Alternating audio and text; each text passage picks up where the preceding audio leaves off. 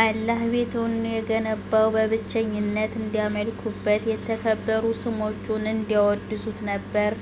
ግን ዓላማው የፈጸሙት ደግሞ ሙስሊሞች ናቸው። አጋሪዎችማ በተቃራኒው አማኞችን ከአላህ ቤት ገድለዋል። አሰላሙ አለይኩም ወረህመቱላሂ ወበረካቱ። ውድ ቻናሌ ቤተሰቦች እንዴት ናቸው? ሰላም ከኔ ሰላም ነኝ አልሐምዱሊላህ። ክርስቲያን ወገኖቼ ሰላም ሰላም ብያለሁ። ኢንሻአላህ ከትናንቱ የቀጠለ ከክፍል 2 ይዤ ብቅ ብያለሁ። አላህ ቤቱን የገነባው በብቸኝነት እንዲያመልኩት የተከበሩ ስሞቹን እንዲያወድሱት ነበር። ይህ ዓላማ የፈጸሙት ደግሞ ሙስሊሞች ናቸው። አጋሪዎችማ በተቃራኒው አማኞችን ከአላህ ቤት ገድለዋል። ካዕባ ውስጥ የሚፈጸሙት የአምልኮ ስርዓትም የአላህ ክብር የሚገለጽበት አይደለም፣ ከንቱ ፉጭትና ጭብጨባ ብቻ ነበር። በዚህች አንቀጽ የተሰነዘረባቸው የቅጣት ዛቻ በበድር ዕለት ተፈጻሚ ሆኗል። የገጠማቸው ሽንፈት የዚህ ቅጣት አካል ነው። በዕለቱ ቅጣቱን ቅመሱ ተብለዋል። የበድር ዕለት ከበድር በኋላም ይህንኑ ፈጽመዋል። ኢስላምን ለመዋጋት በርካታ ገንዘብ አፍስሰዋል። ሙሐመድ ኢብን ኢስሐቅ ኢማም አሕመድ በዚች አንቀጽ መውረድ ጋር በተያያዘ ተከታዩን ታሪክ ዘኽሪን በመጥቀስ ዘግበዋል። ቁረይሾች የበድር ዕለት ሽንፈት ተከናንበው ወደ መካ ተመለሱ። አቡ ሱፊያንም ቅፍለቱን ይዞ መካ ገባ። አብደላህ ኢብን ረቢዐህ፣ ኢክሪማህ ኢብን አቡ ጀህል፣ ሱፊያን ኢብን ኡመያህ እና ሌሎችም ዘመዶቻቸው በበድር ላይ የተገደሉባቸው ሰዎች በአንድ መሆን አቡ ሱፊያን እና ሌሎችን ከንግድ ቅፍለቱ ውስጥ ድርሻ ያላቸውን ሰዎች እንዲህ ሲሉ አናገሩ። ሙሐመድ መዋጋት እንሻለን። ይህንን ሀብታችሁን ለጦርነቱ እናውለው ዘንድ ፍቀዱልን፣ እንበቀለው ይገባል።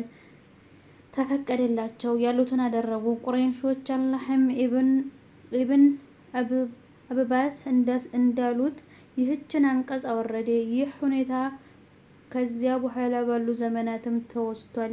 ይህ ዲን ጠላቶች ሊወጉት በርካታ ገንዘብ ለዘመናት ሲያፈሱ ኖረዋል። አሁንም በማፍሰስ ላይ ናቸው። ጦርነቱ ምን ጊዜም አይቆምም። የኢስላም ጠላቶች ለኢስላም አይተኙለትም። ሙስሊሞችን በሰላም ይኖሩ ዘንድ አይፈቅዱም። ሊያጠፉ ያሴራሉ። በመጨረሻ ግን እንደሚሸነፉ ያፈሰሱት ሀብት ውሃ በልቶ እንደሚቀር ነው አላህ የሚነግራቸው። ከሃዲያን እውነትን ለማጥፋት የገንዘብ መዓት ያፈሳሉ። እውነትንም ራስን ለመከልከል ይቀሰቅሳሉ። በዚህ ፊልሚያ መሀል እውነት ከሐሰት፣ የእውነት ሰራዊት ከሐሰት ባንዳ ይለያል። ከሐቅ ጋር የወገኑ ሰዎችም ይፈተናሉ። ጽናታቸው፣ ትዕግስታቸውና እምነታቸው፣ ጥንካሬያቸው ይመዘናል። የዚህን ዲን አደራ መሸከም የሚችሉት ከመካከላቸው በእሳት እንደተፈተነ ወርቅ ነጥረው ይወጣሉ። ይህኔ አላህ መጥፎዎችን ይሰበስባቸዋል፣ ገሃነብ ውስጥም ይጨምራቸዋል። አላህ መጥፎን ከመልካሙ ሊለይ ለመጸጸት አሁንም እድሉ አላችሁ። አሻፈረኝ ካሉ ግን እንደ ቀደምት ህዝቦች በቅጣት በትር ይመታል። ዲን የሚለው ቃል በተለምዶ ሃይማኖት እየተባለ ቢተረጎምም ቁርአን ከዚህ በሰፋ መልኩ ተጠቅሞበታል። ከቃሉ መሰረት ከአንቀጹ መንፈስ በመነሳት አካሉ አማራጭ ትርጉሞች ስርዓት የሚለው የተሻለ ሆኖ አግኝተውታል። ወደ አንቀጹ መልእክት ስንመለስ አንቀጹ ላይ ጂሃድ ዓላማና ግብ በግልጽና በጭፍኑ ተመልክቷል። የጂሃድ ዓላማ የሰው ልጅ በአጠቃላይ በአላህ ስርዓት ስር እንዲተዳደር ማድረግ መሆኑን ያሳያል። ይህ ማለት አይደለም በእምነት ማስገደድ እንደሌለ ኢስላም ተናግሯል። ይሁንና የሰው ልጅም ፍትሐዊ በሆነ የአላህ ስርዓት ስር ማደር ይኖርበታል። ከዚህ ስርዓት ጠለላ ስር ሆኖ ያሻውን እምነት በነጻነት ይመርጣል፣ ይከታተላል። የኢስላም ዓላማ በየትኛውም ዓለም ክፍል የሚገኙ የሰው ልጆችን ከፍጡራኑ ባርነት ነጻ ማውጣት፣ የአላህን ብቸኝነት አምላክነት ምድር ላይ ማረጋገጥ ነው። የአላህ የበላይነት ምድር ላይ የሚረጋገጠው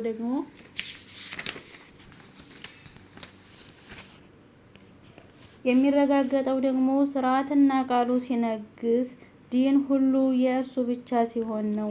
ይህም ለጂሃድ ዓላማነት አንቀጹ ተጠቅሷል። ይህን እምነት የሚቀበሉ ለዚህ ቃላት ተግባር የሚንቀሳቀሱ ወገኖች ከጠላቶቻቸው ፈተና እንዳይደርስባቸው መከላከል፣ ፊትናን፣ እውከትን ማጥፋት፣ አምባገነናዊ ምድራዊ ስርዓቶችና ህግጋት የበላይነት እንዲቆዩ የሚሰሩ ኃይሎችን ማንኮታኮት፣ ሰዎች እውነትን በነጻነት ለማራመድ የሚያደርጉ እንቅፋቶችን ማስወገድ፣ ስርዓትን ሁሉ ለአላህ ማድረግ የጂሃድ ዓላማ ይህ ነው። የሐሰት ኃያልነት ሐቅን ተቀብለናል ካሉ እሰየው፣ ውስጣቸውን የመፈተሽ ኃላፊነት የለብንም። አላህ የሚሰሩትን ሁሉ ተመልካች ነውና። ግን በእንቢተኝነታቸው ከአመፁ ሙስሊሞች በአላህ ተመክተው የእነርሱን እገዛ ተስፋ አድርገው እንዲያስፈላጊነቱ ይፋለሟቸዋል። አላህ ረዳታቸው ነው።